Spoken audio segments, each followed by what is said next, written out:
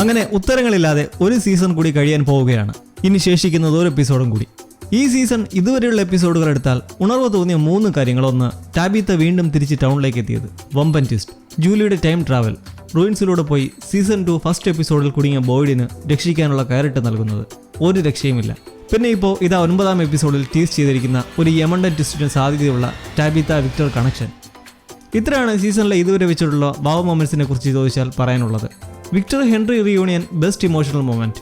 Smiley ഓടിയത് ഒരു monster twist. നിങ്ങൾക്ക് ഈ സീസണിൽ ഏറ്റവും ഇഷ്ടപ്പെട്ട മൊമെന്റ്, അത് നല്ലതാണെങ്കിലും മോശമാണെങ്കിലും പങ്കുവയ്ക്കാൻ മറക്കണ്ട. അപ്പോൾ സീസൺ ഫിനാലയുടെ ട്രെയിലറും പ്രൊമോ പിക്ചേഴ്സും ഒക്കെ MGM+ വന്നിട്ടുണ്ട്. നമുക്കതിൻ്റെ ട്രെയിലറിലേക്കൊന്ന് കടക്കാം. ട്രെയിലറിന്റെ തുടക്കം തന്നെ ബാഗുമായി ഇറങ്ങുന്ന എൽജിനെതിരെ ഡോണയും ബോയ്ഡും സേറയും സംശയത്തോടെ നോക്കി നിൽക്കുന്നതായാണ് കാണിക്കുന്നത്. എല്ലിസും വല്ലാതെ നിൽക്കുന്നു. കഴിഞ്ഞ എപ്പിസോഡിൽ എൽജിന്റെ തടാകത്തിനടുത്ത് വെച്ചുള്ള സംസാരത്തിൽ എല്ലിസിന് എന്തോ റോങ് ഫീൽ ചെയ്തതായി നമ്മൾ കണ്ടിരുന്നു. എല്ലിസ് അത് ബോയ്ഡുമായി ചർച്ച ചെയ്തിട്ടുണ്ടാകണം. പക്ഷേ സേറയോടുള്ളത് വ്യക്തമല്ല. മാത്രമല്ല സേറയെ കാണുന്നത് കോളനി ഹൗസിലെ പലർക്കും ഇഷ്ടമല്ലെങ്കിൽ കൂടെ അവിടെ നിൽക്കുന്നത് ആരും എതിർക്കാതിരിക്കുന്നതിന് എന്തെങ്കിലും ഒരു റീസൺ കാണും. ചിലപ്പോൾ സേറയ്ക്കുള്ളിലെ വോയിസിനെ പറ്റി കൂടുതൽ അറിയാൻ കൂട്ടിയതുമാവാം. May be. ടാബിത്ത എന്തോ കണ്ട് അതിശയത്തോടെ നോക്കുമ്പോൾ ബാക്ക്ഗ്രൗണ്ടിൽ ജെയ്ഡ് നിന്ന് തകർത്ത് വയലിൻ വായിക്കുന്നതായി കാണിക്കുന്നുണ്ട്. അത് നടക്കുന്നത് ബോട്ടിൽ ട്രീക്ക് അടുത്ത് നിന്നാണ്. അതേതായാലും ജെയ്ഡ് നിർമ്മിച്ച ബോട്ടിൽ ട്രീ അല്ലെന്ന് മനസ്സിലാക്കാം. ഇവർ കാട്ടിൽ ഇങ്ങനെ നിൽക്കുന്നതിൽ എന്തോ അസാധാരണതയുണ്ട്. ജെയ്ഡ് വയലിൻ വായിക്കുന്നത് കാണുമ്പോൾ ഓർമ്മ വരുന്നത് സീസണിന്റെ തുടക്കത്തിൽ പ്രത്യക്ഷപ്പെട്ട ബോട്ടിലിനുള്ളിലെ നമ്പറുകളെ കുറിച്ചിട്ടുള്ള ഒരു തിയറിയാണ്. എവിടെയോ കണ്ടിരുന്നു ബോട്ടിലിനുള്ളിലെ ഈ 1864ഉം മറ്റുമൊക്കെ മ്യൂസിക്കൽ നമ്പേഴ്സോ മ്യൂസിക്കൽ നോട്ട്സോ മറ്റോ ആണെന്ന്. അന്നത് വലുതായി ഗവനിക്കാതെ തള്ളിക്കളഞ്ഞു. പക്ഷേ ഈ സീൻ കാണുമ്പോൾ മൈൻഡിൽ ആദ്യം സ്ട്രൈക്ക് ചെയ്തത് ആ തിയറി തന്നെയാണ്. അത് സത്യമാണെങ്കിൽ തീർച്ചയായും ഈ തിയറി പടച്ചുവിട്ടിരിക്കുന്ന ഒരു മ്യൂസീഷ്യനാകാം. അയാൾക്കപ്പോൾ 10-ൽ 10.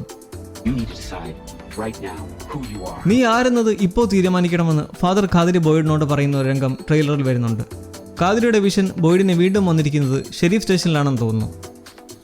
നെക്സ്റ്റ് ഷോട്ടിൽ വിക്ടർ ഹെൻറി മൊത്ത് നിൽക്കുമ്പോൾ താഴെ കിടക്കുന്ന ഒരു കല്ലെടുത്ത് നോക്കുന്നതായി കാണാം. ഇനി വിക്ടറിന് ആ കല്ല് കാണുമ്പോൾ എന്തെങ്കിലും ഓർമ്മ വരുന്നതാണോ ആവോ? വിക്ടറിന്റെ കാര്യം അതുകൊണ്ടൊന്നും പറയാൻ പറ്റില്ല. സേറ ഇങ്ങനെ കോളനി ഹൗസിലെ വാൾപേപ്പറിന് മുന്നിൽ നിന്ന് ആ സ്ഥലത്തെക്കുറിച്ച് ഒന്നും തരില്ല, പക്ഷെ ഉള്ളതെടുക്കത്തേയുള്ളൂ എന്ന് പറയുന്നു. അത് പ്രതീക്ഷയോ എന്തായാലും. ഇങ്ങനെ പറയുമ്പോൾ ജിം നിരാശനായ വിഷമത്തോടെ നിൽക്കുന്നത് കാണിക്കുന്നു. ജെയ്ഡ് വയലിൻ വായിച്ചും ടാബിത്ത എന്തോ നോക്കി നിൽക്കുന്നതുമായ ഈ സന്ദർഭത്തിൽ തന്നെ ആകണം ജിമ്മിന് വിഷമകരമാം വിധം എന്തോ സംഭവിക്കുന്നത്, അല്ലെങ്കിൽ അറിയുന്നത്. തൊട്ടടുത്ത കട്ട്സാണ് വളരെ എക്സൈറ്റഡ് ആയി തോന്നുന്നത്. മോൺസ്റ്റേഴ്സ് എല്ലാം കൂടി ടണലിലോ മറ്റോ ഒരുമിച്ച് നിന്ന് ചിരിച്ചുകൊണ്ട് എന്തിലേക്കോ നോക്കുകയാണ്. ഒന്നുകിൽ അവിടെ ഏതെങ്കിലും ക്യാരക്ടറിന്റെ മരണമാവാം, അല്ലെങ്കിൽ ജനനവും. റാൻഡലിന് വീണ്ടും ആ ചീവിടിന്റെ അലട്ടൽ ഉണ്ടാവുന്നതായി കാണാം. പിറകിൽ ടാബിത്ത വന്ന ആംബുലൻസ് കിടപ്പുള്ളതുകൊണ്ട് അത് ക്ലിനിക്കിന് വെളിയിൽ തന്നെയാണ്. ഫാത്തിമ ശക്തമായി അലറുന്നതായി കാണിക്കുന്നുണ്ട്. സുഖപ്രസവമായാൽ മതിയായിരുന്നു, സിസേറിയൻ ചെയ്യാൻ അവിടെ ഒന്നുമില്ലതാണ്.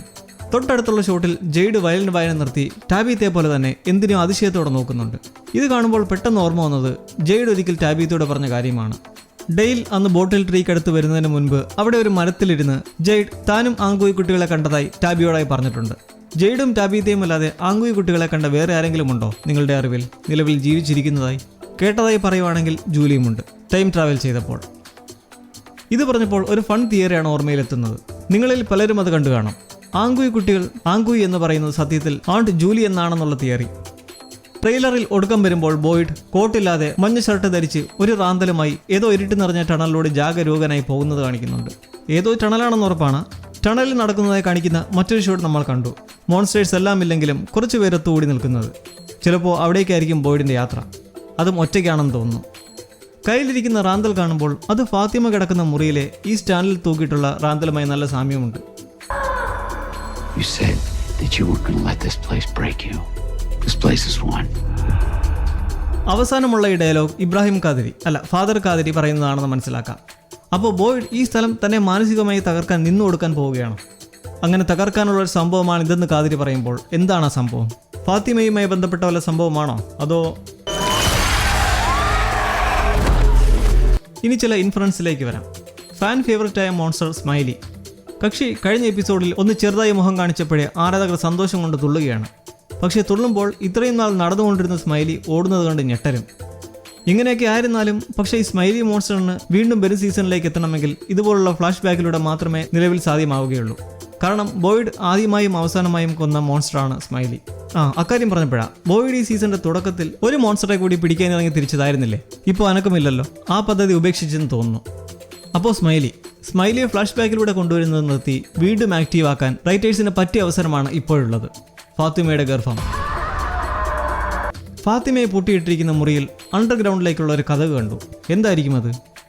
എൽജിൻ ഒരു എപ്പിസോഡിൽ ആ ക്യുമോണോ ലേഡിയോട് ചോദിക്കുന്നുണ്ട്, ഇവിടെയല്ലേ അത് സംഭവിക്കുന്നതെന്ന്. ആ സംഭവം ചിലപ്പോൾ പ്രസവമായിരിക്കാം. കാരണം ഫാത്തിമയുടെ വയർ പെട്ടെന്നാണ് വീർത്തു വരുന്നത്. പക്ഷേ ആ രഹസ്യ അറ എന്താണെന്നത് നിലവിലൊരു ദുരൂഹതയാണ്. ഫാത്തിമയുടെ വയറിൻ്റെ കാര്യത്തിലേക്ക് വരുമ്പോൾ അതിൽ കുട്ടിയില്ലെന്നത് നേരത്തെ അൾട്രാസൗണ്ടിൽ തെളിഞ്ഞിരുന്നു. ശേഷം അത് തെറ്റാണെന്ന് എൽജിൻ പറഞ്ഞിട്ടും വിശ്വസിച്ചിരുന്നില്ല. പക്ഷേ കഴിഞ്ഞ എപ്പിസോഡിൽ വയറ് കണ്ടപ്പോൾ അത് കൺഫേമായി. കുട്ടി വളരാനെന്ന് പറഞ്ഞ് എൽജിൻ സ്വന്തം ചോരയൊക്കെ ഊറ്റി കൊടുക്കുന്നത് കാണുമ്പോൾ തീർച്ചയായും അതൊരു മോൺസ്റ്റർ ബേബി തന്നെയാകുമെന്നത് നമ്മളിൽ പലർക്കും തോന്നിയ കാര്യമല്ലേ. പല ക്യാരക്ടേഴ്സിനെ മാക്സിമം വെറുപ്പിക്കാൻ ശ്രമിച്ചിട്ടുണ്ട് ഈ സീസണിൽ. ആദ്യം ടബീത്ത, പിന്നെ ഫാത്തിമ, ജിം, ഇപ്പോൾ എൽജിനും. എൽജിൻ്റെ കഴിഞ്ഞ 2 എപ്പിസോഡിലെ രീതി കണ്ട് കുറച്ച് പേർക്കെങ്കിലും ഞാൻ എക്സ്പ്ലനേഷൻ വീഡിയോയിൽ പറഞ്ഞ പോലെ തോന്നിക്കാണും, ശരിയല്ലേ? അവൻ്റെ ഉണ്ട കണ്ണും പാവം ഫാത്തിമയെ വലിച്ചിഴയ്ക്കുന്നതുമൊക്കെ എന്താണിത്? എൽജിനെ നേരെ സേറയുടെ അടുത്തേക്ക് എത്തിക്കുകയാണ് വേണ്ടത്. ടൗണിലെ ആസ്ഥാന കൊലപാതകയായി മുദ്ര കുത്തിയിട്ടുള്ള പാവം സേറ എന്നാൽ ഈ സീസണിൽ വളരെ ഒതുങ്ങിക്കൂടി ഒറ്റപ്പെട്ടപ്പോൾ ഒരു ചെറിയ വല്ലായ്മ തോന്നി. ഉള്ള സഹോദരനെയും അബദ്ധത്തിലാണേലും തൻ്റെ കൈകൊണ്ട് മരണപ്പെടുത്തുകയും ചെയ്തു. ഇപ്പോൾ ഒറ്റയ്ക്കുമായി. ജിമ്മിൻ്റെ കാര്യം നോക്കിയാൽ സീസൺ ഒട്ടാകെയും ഒരു നെഗറ്റീവ് അടിക്കുന്ന ക്യാരക്ടറാക്കി ചിത്രീകരിച്ചിരുന്നെങ്കിലും ലാസ്റ്റ് വന്ന എപ്പിസോഡിൽ നല്ല മാറ്റം കാണാം.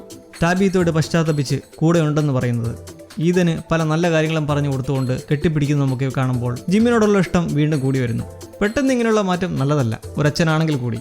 എന്തെങ്കിലും ഒരു വലിയ പ്രശ്നത്തിനുള്ള സാധ്യത കാണുന്നുണ്ടോ? ആങ്കോയി കുട്ടികൾ നിരവധി ഉണ്ടെങ്കിലും അതിലൊരു കുട്ടി മാത്രമാണ് എപ്പോഴും ടാബീത്തയ്ക്ക് മുന്നിൽ പ്രത്യക്ഷപ്പെടുന്നത്. നിങ്ങൾ ശ്രദ്ധിച്ചിട്ടുണ്ടോ? അതിലെന്തെങ്കിലും കാര്യമുണ്ടോ? 8ാമത്തെ എപ്പിസോഡിൽ ജാസ്പറിനെ പറ്റി ഓർത്തെടുക്കാൻ ശ്രമിക്കുമ്പോൾ വിക്ടർ പറയുന്നുണ്ട്, എലോയ്സ് ഒളിച്ചുകളി നല്ല വിദഗ്ധയാണെന്നും കണ്ടുപിടിക്കാൻ ബുദ്ധിമുട്ടാണെന്നും. ഒരുപക്ഷെ ഇതൊരു ഫോർഷാഡോയിങ് ആയിക്കോടുന്നില്ല. അതായത് എലോയ്സ് മരിച്ചിട്ടില്ലെന്നോ മറ്റോ സ്റ്റിൽ ഒളിച്ചിരിക്കുകയാണെന്നുള്ള ഒരു മുൻസൂചന. മാൻ ഇൻ യെല്ലോ, അത് സ്റ്റിൽ ഒരു മിസ്റ്ററിയാണ്. ഹെൻറിയുടെ വീട്ടിലെ ബേസ്മെന്റിൽ വെച്ചിട്ടുള്ള മിറാണ്ടയുടെ ചിത്രങ്ങളിലൂടെ ടാബീത്ത വരുത്തുമ്പോൾ കണ്ട ഒരു അൺനോൺ കഥാപാത്രമാണത്. അങ്ങനെ ഒരാളെ ഫ്രമ്മിൽ ഇതുവരെ കണ്ടിട്ടുമില്ല. ചില ഫ്രമിലിയ മെമ്പേഴ്സ് അത് ബോയ്ഡ് ആണെന്ന് പറയുമ്പോൾ മറ്റു ചിലർ അത് റാൻഡൽ ആണെന്ന് പ്രസ്താവിക്കുന്നുണ്ട്, കവിളിലെ ആ പാടൊക്കെ വെച്ചിട്ട്. മാത്രമല്ല റാൻഡൽ മാർട്ടിൻ ആണെന്നിപ്പോൾ ചില പുതിയ തിയറികൾ വരുന്നുണ്ട്. സീരീസിലേക്ക് ടൈം ട്രാവൽ സാധ്യത വന്നതോടുകൂടി. ജൂലി ടൈം ട്രാവൽ നടത്തിയതോടെ ഫ്രമിലെ first ever time travelled human എന്ന ബഹുമതി ജൂലിക്ക് നൽകുകയാണ്. ജൂലിക്കിനി ധൈര്യമായി ഭാവിയിലേക്കും ഭൂതകാലത്തേക്കും സഞ്ചരിക്കാനുള്ള വഴി റൈറ്റേഴ്സ് തുറന്നിട്ടിട്ടുണ്ട്. എന്തേലും അപകടം മുൻകൂട്ടി കണ്ട് ക്രിസ്റ്റിയെ പോലെ രക്ഷിക്കാൻ അറ്റ്ലീസ്റ്റ് ശ്രമിക്കാം. ഇനി കഴിഞ്ഞ എപ്പിസോഡിലെ ഏറ്റവും വലിയ ക്രൂഷ്യൽ എൻഡിങ്, വിക്ടർ ടാബീത്ത കണക്ഷൻ അല്ലെങ്കിൽ ടാബീത്ത മിറണ്ട കണക്ഷൻ. ആ സാധ്യതകളും അഭിപ്രായങ്ങളും നിങ്ങൾക്കായി വിട്ടുതരികയാണ്. കാരണം നമ്മുടെ കമൻറ്റുകളിലെ പലരും എത്ര ക്ലെവറാണെന്ന് അവരുടെ തിയറികളിലൂടെയും സംശയങ്ങളിലൂടെയും എല്ലാവരും കണ്ടുകൊണ്ടിരിക്കുകയാണ്. അതുകൊണ്ട് ആ സംഭവത്തിലെ സാധ്യതകൾ നിങ്ങൾ നോക്കിക്കാണുന്നത് എങ്ങനെയെന്ന് ഷെയർ ചെയ്യുക. പക്ഷേ അതിനു മുന്നേയായി അതേക്കുറിച്ചുള്ള അനുഭവം ജിമ്മിനോടായി ടാബീത്ത പങ്കുവയ്ക്കുന്നത് കൂടി അറിയുക. സീസൺ ഫിനാലയുടെ പുതിയ സ്നീക്ക് പീക്കിൽ ടാബി വീട്ടിലിരുന്ന് ജിമ്മിനോടായി പറയുന്നത്, ആ കൊച്ചുകുട്ടി തങ്ങളെ റൂട്ട് സെല്ലറിനടുത്തെത്തിച്ചതും അതിനുള്ളിൽ ചെന്നപ്പോൾ വിക്ടറെ കണ്ടപ്പോൾ അപ്സെറ്റ് ആയിരുന്നുവെന്നും അവന് അന്ന് മിറാണ്ട അവിടെ നിർത്തിയിട്ട് പോയതിനെക്കുറിച്ചുള്ള എന്തോ ഒരു ഓർമ്മ മനസ്സിലേക്ക് വന്ന് അങ്ങനെ നിൽക്കുന്നതുകൊണ്ട് കെട്ടിപ്പിടിച്ചപ്പോൾ തനിക്കുണ്ടായ അനുഭവം പങ്കുവയ്ക്കുന്നു. മിറാണ്ട ആ സമയത്ത് അവിടെ ഉള്ളതുപോലെ തോന്നി. എങ്ങനെ വ്യക്തമാക്കണമെന്നറിയില്ല, പക്ഷേ എനിക്ക് അനുഭവപ്പെട്ടു. അവർ ആ റൂമിൽ തന്നെ ഉള്ളതായി ഫീൽ ചെയ്തു. പിന്നീട് അവർ അന്ന് ആ ബോട്ടിൽ ട്രീക്ക് എടുത്ത് വെച്ച് നടന്ന സംഭവങ്ങളിലേക്ക് കൊണ്ടുപോയി. ഇതൊരു വിഷനാണോ എന്ന് ജിം ചോദിക്കുമ്പോൾ വിഷൻ എന്ന് പറയാൻ പറ്റില്ല, അതിനുപരി എന്തോ ഒന്ന്. എങ്ങനെയോ മിറാണ്ട അവിടെ ഉണ്ടായിരുന്നു, അവരെന്നോടെന്തോ പറയാൻ ശ്രമിക്കുകയായിരുന്നു. ഫാത്തിമ മാർട്ടിനാണെന്നുള്ള ചില തിയറികൾ കാണുന്നു. എന്താ നിങ്ങളുടെ ചിന്താഗതി? എന്തായാലും ഫിനാലെ എപ്പിസോഡുമായി നമുക്ക് വീണ്ടും കാണാം. ത്രില്ലാവാൻ തയ്യാറായിരുന്നോളൂ. അതുവരേക്കും ഫ്രം ലവേഴ്സിനെ കണ്ട് ആസ്വദിക്കാവുന്ന മിസ്റ്ററി ത്രില്ലർ ഡാർക്ക് മാറ്ററും ടീ കപ്പും ചാനലിൽ അവൈലബിൾ ആണ്. ചുമ്മാ കണ്ടു നോക്ക്, നൈസാ. Love you, Dad.